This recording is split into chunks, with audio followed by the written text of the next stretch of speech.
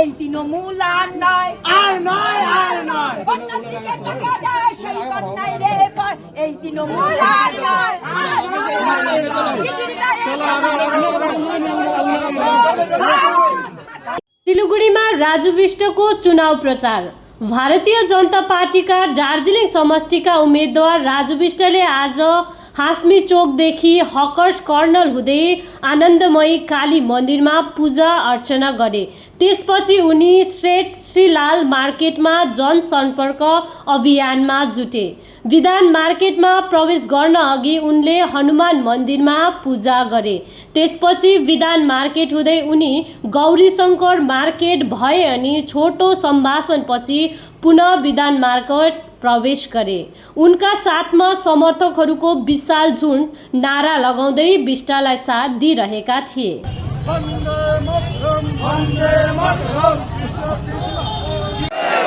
जय श्री राम।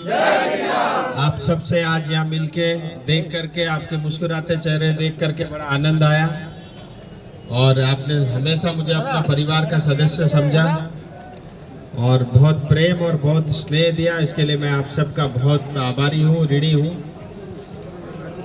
सिलीगुड़ी बनाने में आप सबका बड़ा योगदान है और इस मार्केट का तो विशेषता भी बता रहे थे। पूरे नॉर्थ बंगाल में यहाँ से रेडीमेड के और अनेक तरह के कपड़ों के होलसेल के जो है सामान यहाँ से सब जगह फीड होता है और ये भी बता रहे हैं कि पूरे बंगाल में सबसे बढ़िया और अच्छा क्वालिटी का और वो भी बहुत रीजनेबल प्राइस में आप लोग यहाँ से जगह जगह माल को बेचते हैं और आप सबका सिलीगुड़ी बनाने में बड़ा योगदान है क्योंकि इतनी ज़्यादा बिक्री आप लोग करते हैं, उसमें से टैक्स कलेक्ट करते हैं और उस टैक्स के कारण आज देखो बालासन से लेके सेवक तक सड़क बन रही है। सिलीगुड़ी की जितनी क्षमता है और सिलीगुड़ी की जनता की जितनी ताकत सामर्थ्य है उसके हिसाब से अभी भी लगता है कहीं ना कहीं कुछ कमी है। इसलिए मुझे दोबारा टिकट लेकर के आपके बीच आना पड़ा। मैं बोला 5 साल में कुछ काम शुरू हुए, पता नहीं दूसरा आके कहीं रोक न दे, इसलिए मुझे जबरदस्ती करना पड़ा कि एक बार और मुझे जाना ही है। सो आपके बीच आया हूँ। मुझे पूरा भरोसा है कि आप लोग भारतीय जनता पार्टी को ही वोट देंगे और उसका कारण भी है क्योंकि मोदी जी इस देश के लिए एकदम फिट है। कोई दूसरा आएगा तो देश को बेच के खा जाएगा।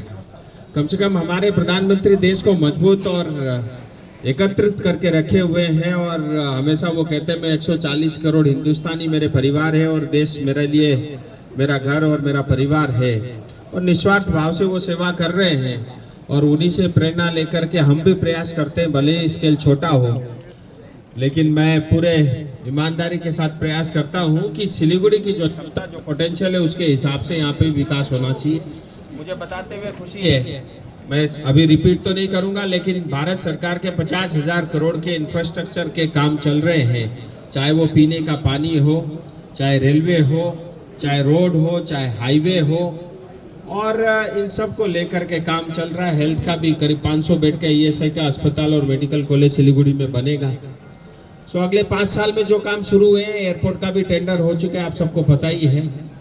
रेलवे की कनेक्टिविटी इंप्रूव हुई है, सब जगह डबल लाइन कर रहे हैं और अगले 5 साल में मैं फोकस करूंगा कि किसी तरह जो हमारा हेल्थ का इंफ्रास्ट्रक्चर है हम जब बीमार पड़े उसके बाद हमको चेन्नई या बॉम्बे या दिल्ली जाना न पड़े, वो उतना ही बढ़िया इलाज सिलीगुड़ी में हो, ये मेरी प्रायोरिटी में रहेगी। और उसके साथ ही हमारे युवा साथियों को अच्छी शिक्षा मिले, हायर एजुकेशन के लिए चाहे यूनिवर्सिटी हो या केंद्र की अन्य संस्थाएं हैं वो यहाँ पे खुले, वो मेरा प्रयास रहेगा। और तीसरा जो है हमारे युवा पीढ़ी आज नशे के अंदर में ड्रग्स लेने को मजबूर है, उसका कारण ये है कि इजीली मिल जाता है और दूसरा कारण ये है उसके हाथ में काम नहीं है। सो काम नहीं होने के कारण वो गलत रास्ते पे जाने को मजबूर है। सो युवा मेरा तीसरा प्रायोरिटी लिस्ट पे रहेगा और जैसा मैंने बताया जो काम चल रहे हैं उसकी पूर्ति होगी। और टूरिज्म सेक्टर एक ऐसा है तो किया है, हालांकि 2 साल कोविड के थे, कुछ साल भर तो मुझे ही समझने में समय लगा क्योंकि राजनीति में पहली बार ही कूदा था और इतना डूब जाऊंगा इसका पता ही नहीं था। सो किसी तरह फिर 1 साल लगे तैरने, कैसे सीखना इसमें, और 2 साल मिले थे उसमें भी 6 महीने तो चुनाव के माहौल में बीत गया। सो 1.5 साल मिला, लेकिन मैं ऐसा कह सकता हूँ ये अपने आप में ऐतिहासिक है। जितने काम आज अप्रूव हुए हैं या जो काम शुरू हुए हैं वो ऐतिहासिक है और अगले 5 साल में वो पूरे होंगे। सो अगर 5 साल नई आपकी जो है आशीर्वाद, शक्ति और ऊर्जा और जो 5 साल का अनुभव था उन सब का मिश्रण के साथ मैं आगे बढ़ूंगा और आप सब मुस्कुराते रहे, जीवन में आगे बढ़े और जीवन में कोई भी तकलीफ आपको न हो ये मैं पूरी चेष्टा और ईमानदारी के साथ प्रयास करूंगा।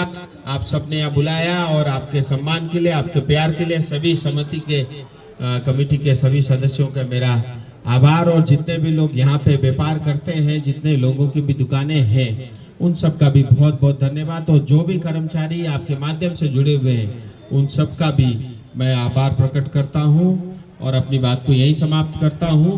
मोदी हमारे नेता है और मोदी को ही हमने वोट देना है, क्योंकि कमल का फूल ही ऐसा है कि उस फूल को तो हम भगवान के चरणों में भी चढ़ाते हैं।